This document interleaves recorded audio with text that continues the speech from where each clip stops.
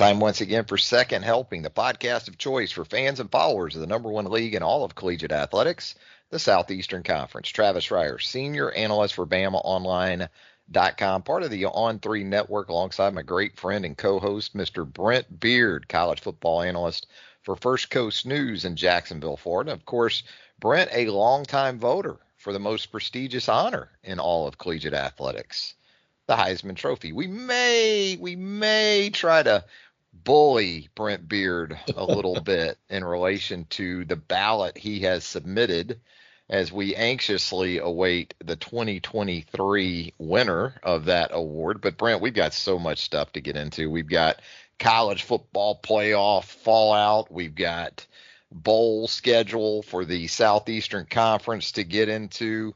We got transfer portal, coaching news. Pick an area of the sport right now, and it all seems to be happening.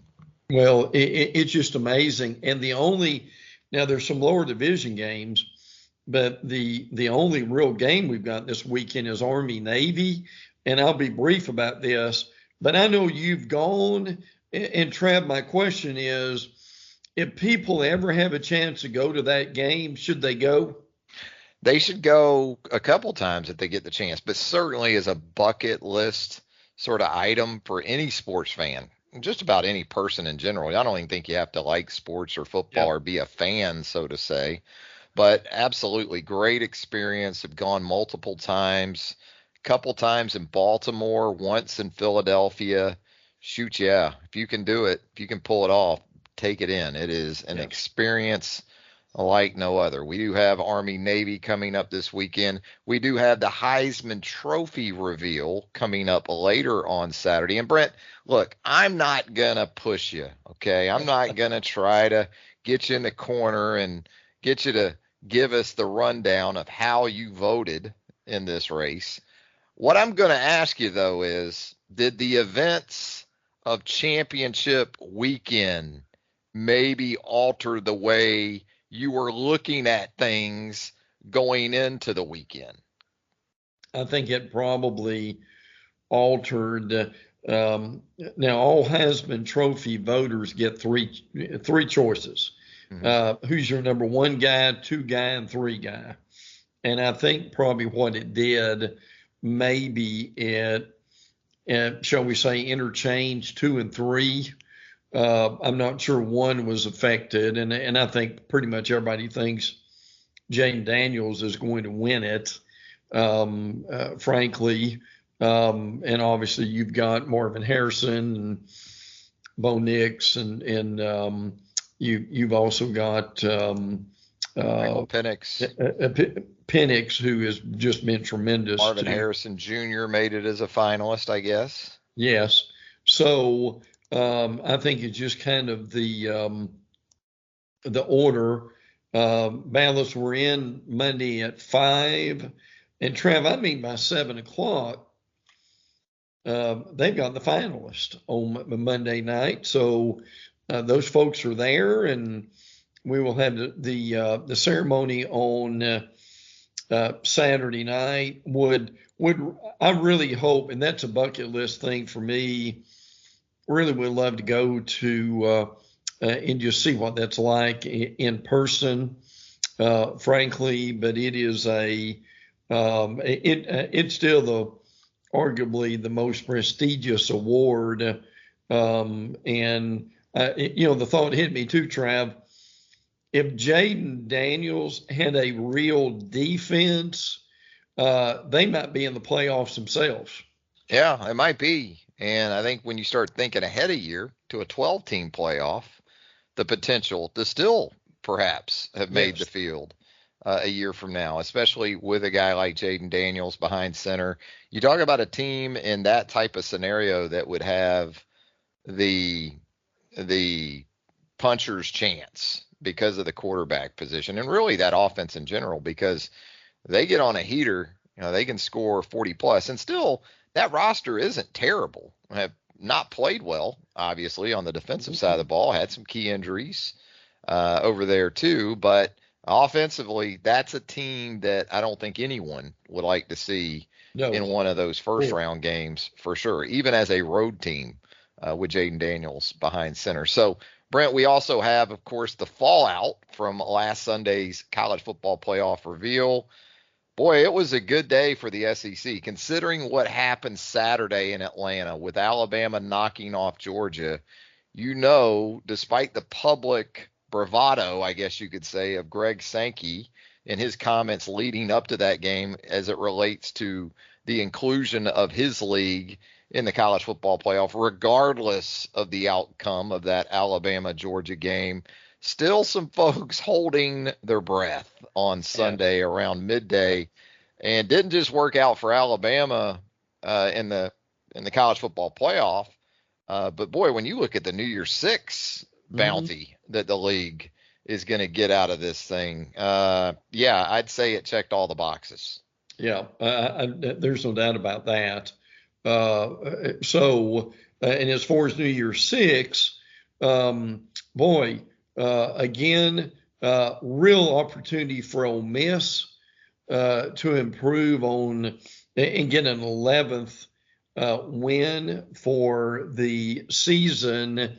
And also, how about one Eli Drinkwith getting coaching honors as he has. SEC Coach of the Year. Yeah. Absolutely. And then speaking of opportunities, what that would do for them. And look, I know people look at bowls differently, but a Missouri win over Ohio State would cap quite a season for those Tigers, wouldn't it, Travis? Yeah, we'll get into some of these matchups as we run through the bowl slate as it has been set for the Southeastern Conference. But I guess in 3 of the 4 New Year's Six CFP matchups, you got SEC Big Ten in those games. So interesting angles from that perspective. It's rough, man, when you're Ohio State and your starting quarterback goes in the portal before you can get to the bowl game. Really? But that's the situation with the Buckeyes. Looking ahead to that matchup with Missouri, you anticipate Missouri being as whole as a team as they can possibly be. I think the point spread went from Ohio State as a 5 or 6 point favorite to now Missouri's like a 1, maybe a 1 point favorite in that game, because it's not just McCord at the quarterback situation that you have to take into account. So going to be some wild point spread swings with some of these games as we learn more about attrition and transfer portal and NFL draft and things like that for some of these squads. But yeah, Brent, obviously Alabama in at the expense of an undefeated Florida State team, 13-0, the Seminoles, following their win over Louisville in the ACC championship game. I think it's pretty apparent, obviously, and I don't think the committee did itself any favor. I think it could have sort of staged this over the previous 2 or 3 weeks following the Jordan Travis injury instead of waiting until Selection Sunday to go, oh, by the way, it really matters a lot now. I feel for Florida State fans. You start a season, you think 13-0, win the conference championship. We are a slam dunk, maybe even the 1 seed in a college football playoff, but didn't play out that way. I do fall on the side too, though, that right now, if you're asking me to pick between an Alabama team that is pretty much intact and has just knocked off the 2-time defending national champion and winners of 29 straight games in the Georgia Bulldogs, and this Florida State team that was down to its 3rd quarterback, running a lot of wildcat in that game against Louisville, well, I'm probably going to pick Alabama. If you make it as simple as that. I understand there's resume, there's body of work, there's all those things. But there's also the reality that quarterback is the most critical position on the football field, especially in 2023. I know some Florida State fans have gone 10, 15 years back to point out some Alabama quarterbacks and their numbers in national championship games. Not even the same game now as it was 14, 15 years ago. Again, I get the frustration. I get the angst. But ultimately, if we are talking about the teams with the best chance to win a national championship, when I think about teams that got left out in this scenario, I probably look at Georgia more than I do Florida State when it comes to a opportunity to win that 14 playoff. Well, then the thing that really has not been said enough about is, and we'll take the situation with Georgia first, Georgia is a number one for a good bit of the season, ends up dropping out of the Final Four after a 3-point loss to your fourth member of the playoff. That has never happened before. A lot of historical things that did. So I would agree with that very much. That in Georgia, for one reason or another, has been pretty quiet about this. But Trav, they've got a beef as much as anybody else, and there have been other number one teams who have lost. And they never either fail at all or maybe fail at most, 2 places, and they were still in the Final Four. Yeah, Georgia has wins over 2 New Year's Six bowl teams in Missouri and Ole Miss, and a 3-point loss, as you outlined, to a college football playoff participant in Alabama. So even if you want to talk body of work, Georgia can go there. It turned out nicely for Georgia because I don't think anybody anticipated going into the second half of this season that Missouri would be in this kind of place at the end of the season, that even Ole Miss would be in this place. But those teams performing at least in Missouri's case, I would say, an unexpected top 10 sort of level help the Dogs. And I think if it were a year from now and we were in a 12-team scenario already, and Florida State was in and Georgia was in, I think there would be more of an outcry of how do you have Georgia behind Florida State? This year with 4 teams, the fallout has been about the lack of inclusion in the playoff where Florida State is concerned. Not so much is Florida State actually even the 5th best team in the country right now. I think a year from now, if everybody's in that group, then it would be much more talked about. How is Georgia the 6th seed in this playoff? So, yeah, some different angles that you can take with it. Again, totally understanding. And I thought Florida State, from Mike Norvell to Mike Alford, the athletic director, kind of handled that situation in its immediate aftermath like they had to. And you got to protect your program. You got to protect really your athletic department. Right. Because that's what we're talking about in terms of the kind of impact these things have. It isn't just about what's right for a team and a group of players and coaches and staff. It's about, the visibility that this thing brings to your university and your athletic department. It is so far reaching, Brent. Well, and I think first of all, they do have some things to celebrate. They need to celebrate being undefeated.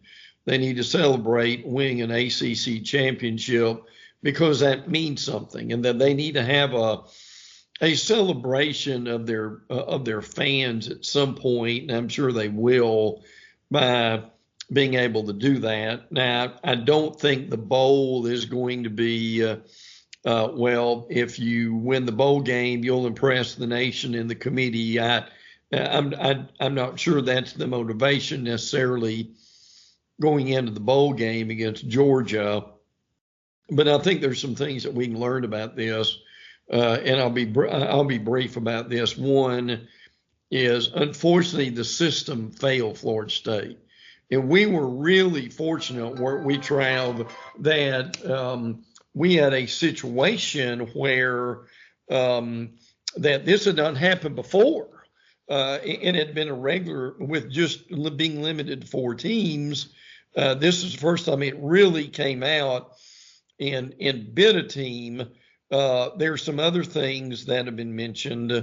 I know Heather Dinich had an ESPN article, and they talked about, the committee talked about the fact that Alabama's strength of schedule was 5 and Florida State's was 55. That's an issue. Another issue is 2 years ago, the ACC and their commissioner decided to join this alliance with the Pac-12 and the Big Ten in order to slow down expansion for the SEC. Yeah.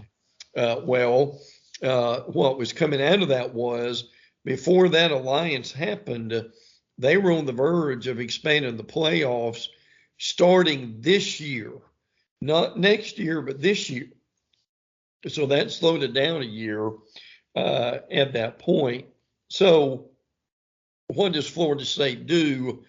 And help me on this, to channel their anger. I think that they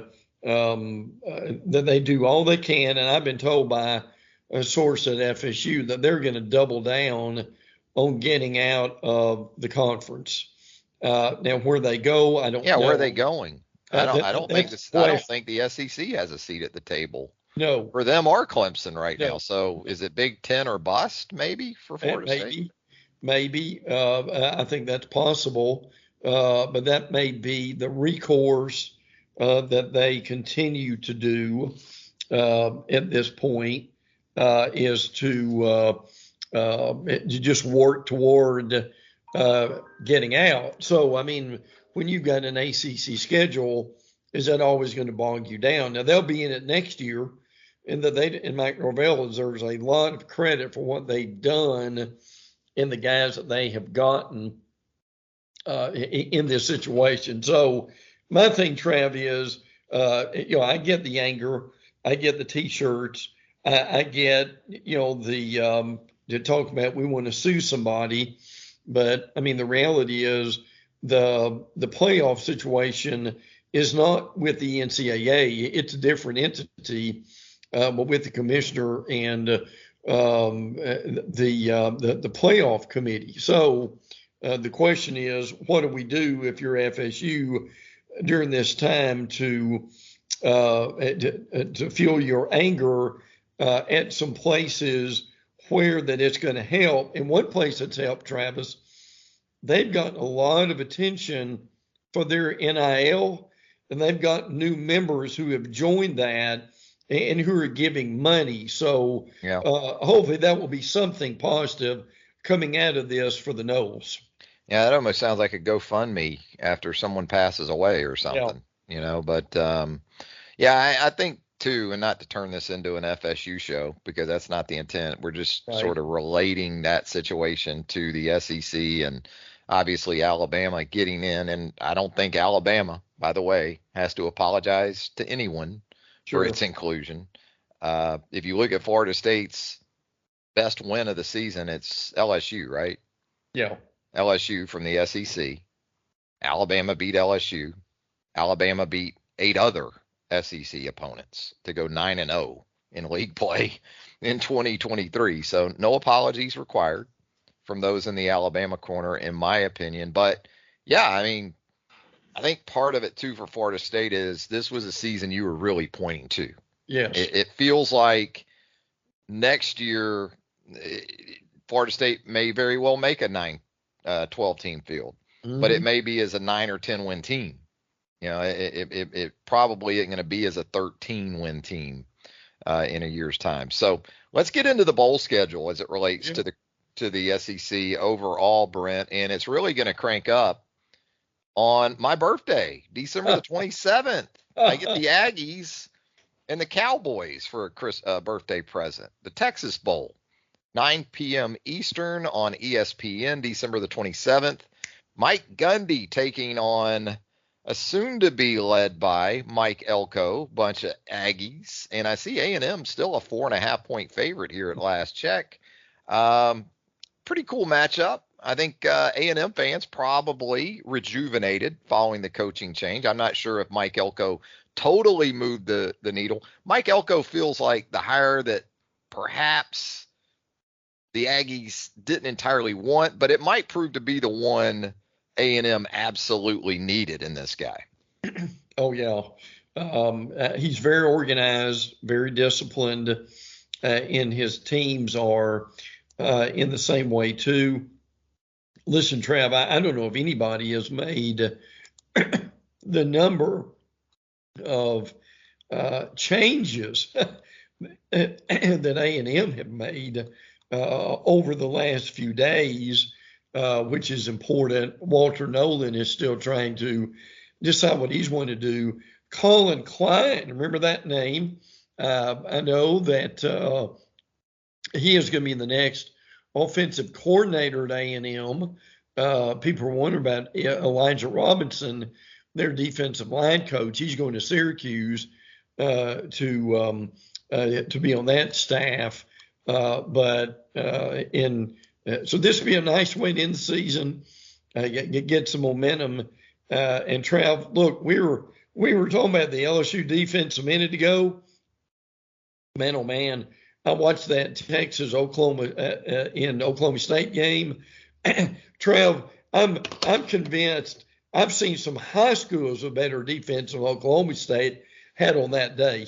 Yeah, it's like Oklahoma State beat Oklahoma in the last Bedlam, and then took the rest of the season off. Yeah, went on like a month-long bender after beating the Sooners and just barely beat BYU to get into the Big 12 game, which was kind of a disappointment because at that point I was hoping we would get OU Texas, the sequel, rather than the Cowboys, but they staggered into Arlington and got hammered by the Texas Longhorns as a result. So Friday, December the 29th, Kentucky, talk about a rejuvenated team following that regular season ending win over rival Louisville.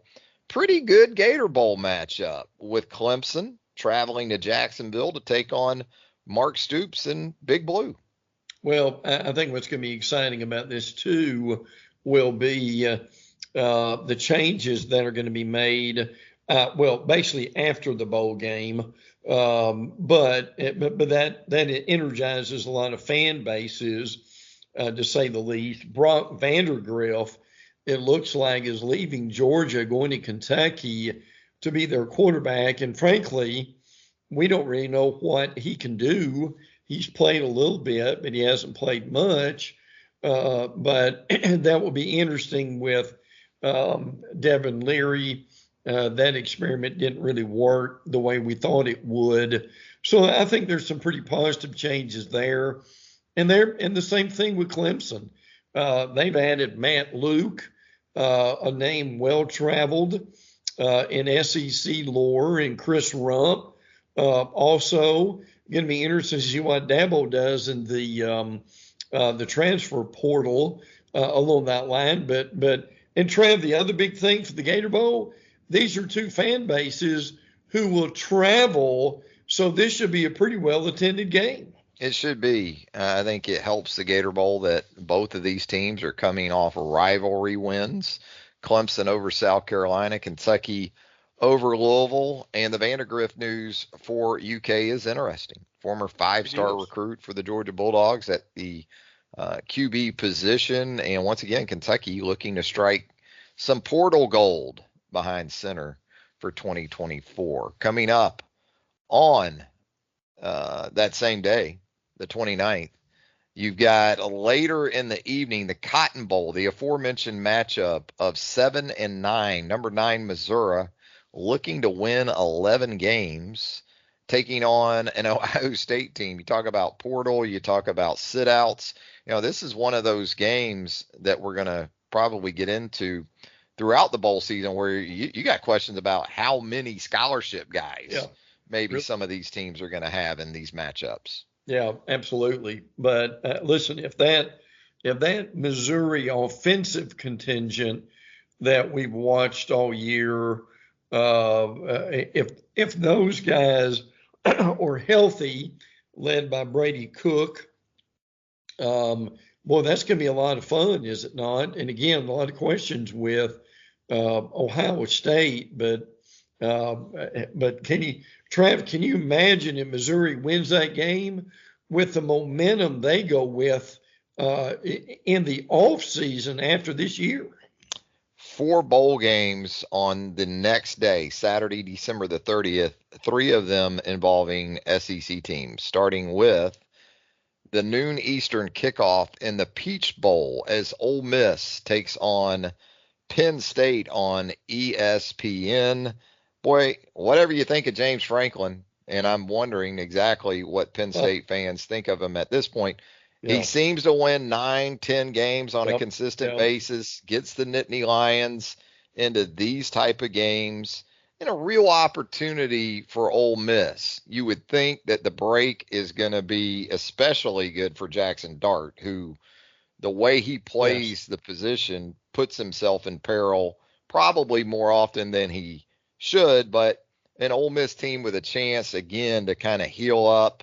And I think in a contrasting the styles, this is a good matchup for Ole Miss because you always worry about Ole Miss defensively. Boy, Penn State offensively is kind of hard to watch. Yeah, they really are. No doubt about that. I don't know if there's hard to watches like Louisville or some team like that was in their game against Florida State. But again, this is a really good opportunity at this point for Ole Miss. Jackson Dart has said he's coming back next year. And look, your point about James Franklin's a good one. I'm not sure he didn't make more progress at Vanderbilt almost than he has at Penn State.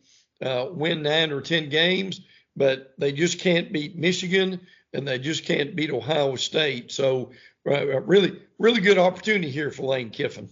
I think expansion in some of these leagues is going to bring a more definitive view of exactly where some of these programs rank nationally. Are they truly elite upper echelon programs? Are they really kind of that next tier down? And I think that's what Penn State and Ole Miss are potentially looking at, because with Oklahoma, Texas coming into the SEC, you look at, boy, all the additions that are being made to the Big Ten.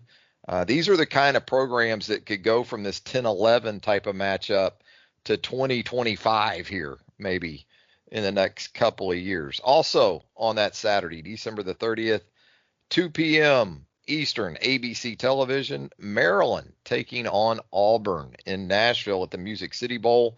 I'd say for Auburn, this isn't a bad landing spot at all. There was some thought that perhaps it could be back-to-back trips to Birmingham for Auburn. So at 6-6, this, again, not the worst of trips for Hugh Freeze in year one on the job. Well, and you certainly want to be 7-6 at the end of the year.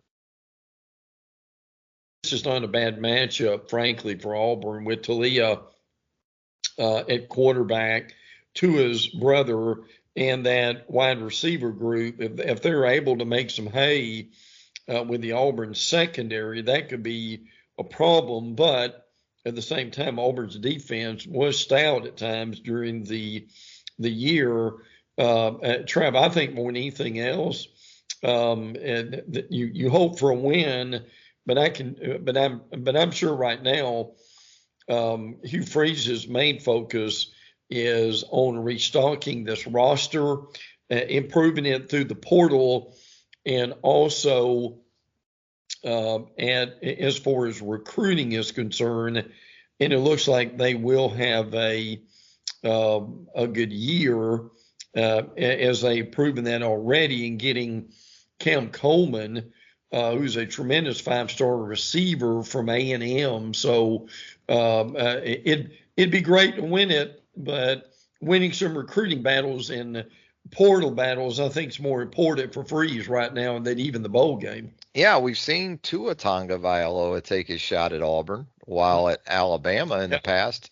I guess we'll see his brother Talia, the Maryland quarterback, an Alabama transfer, see what he can do with that Auburn defense on December the 30th. Auburn a slight favorite over the Terps at this time.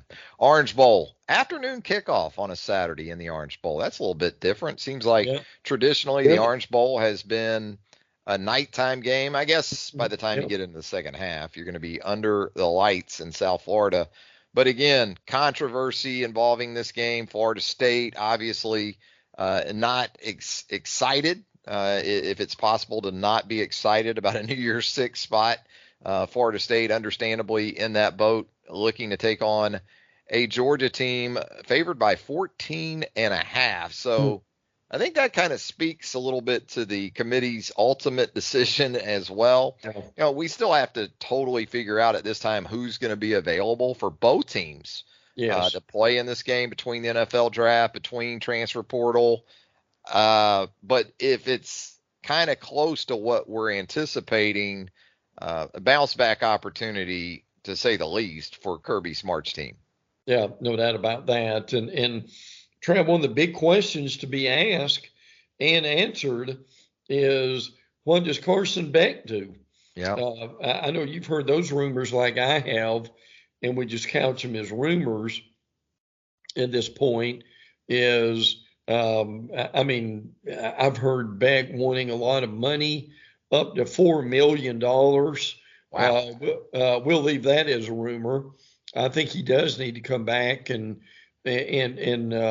polish his skills somewhat with this. And there'll be a lot of media speculation about who's going to be motivated for this game, and will the winner be able to prove something to the committee and to the nation.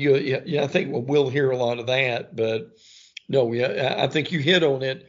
The big thing is who is going to be available. Johnny Wilson, the 6'7" receiver, said he's already going to the NFL, so he likely will not play. I mean, he might, we don't know yet, but there a lot to be determined before this one is played. Absolutely. And a lot to be determined on Monday, January the 1st. Again, heavy on SEC action. You start in that noon window, noon Eastern on ESPN2, ReliaQuest Bowl, previously and forever known on this podcast as the Outback Bowl.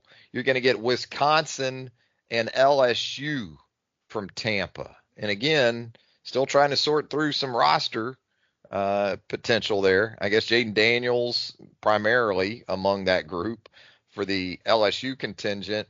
But the Tigers looking to end the season on a strong note against some Big Ten competition of their own. Well, look, if that offense comes back, and they're in the form they've been during the season, they could have a field day in a lot of ways against Wisconsin. That's interesting. And Wisconsin playing Alabama next year, if I remember that, I believe on the road. And by the way, LSU is finalizing a deal, Trav, with Mike Denbrock, who is a Bros Award finalist, going to be a 3-year extension for their offensive coordinator. I tell you, Trev, what, look, Denbrock did a really good job, but when you've got a Jaden Daniels, that makes it a little bit easier, doesn't it? It also makes it easier to get that extension when Texas A&M comes sniffing around. Oh, yeah. In relation to their coordinator job. I think that helped him a good bit. Good coach, good coordinator, no doubt about it. But sure, Jaden Daniels can make a lot of people look right, even when they're wrong. Jaden Daniels has that ability. The Citrus Bowl, 1 p.m. on New Year's Day, ABC television. Tough to watch offense again from the Big Ten perspective. So many SEC Big Ten matchups during this bowl season. And another one, Iowa coming off a shutout loss to Michigan in the Big Ten championship game, will take on Tennessee. Looking to get to 9 wins, cap another successful season under Josh Heupel. I think from the UT perspective, you'd like to see Joe Milton, for his persistence, go out on a winning note with a strong performance. Iowa, obviously, by Big Ten measures anyway, very, very stout defensively. I'm interested to see if we see Nico Iamaleava for Tennessee in this game. If he's scripted into the plan, do you go ahead and try to get him involved? I guess those are a couple of the storylines I'm interested in, Brent. Yeah, well, in this game, maybe a 20-17 type thing. If Iowa can score that many points, frankly. But again, Tennessee somewhat disappointed, obviously. Their fans thought they would have more after last year. But no, I'm with you. I think it'd be very interesting to see if Nico plays. They need to give him some more action because it's going to be his probably next year to be able to run with. So the Vols with a 9-win season, that would I think appease a somewhat disappointing year for the Vols.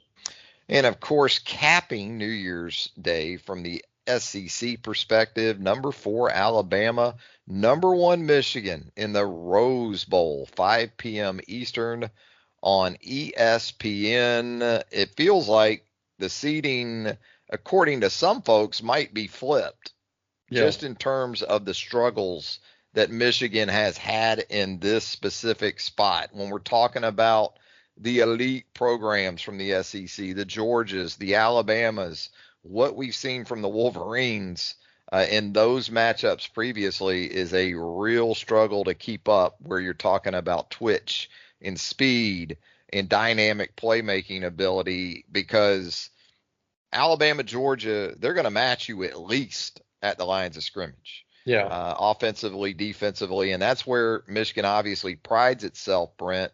But can the Wolverines produce enough in playmaking on the outside and in explosive play situations?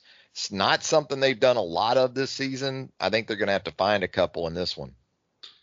Your stat, I think, tells a lot about where they are.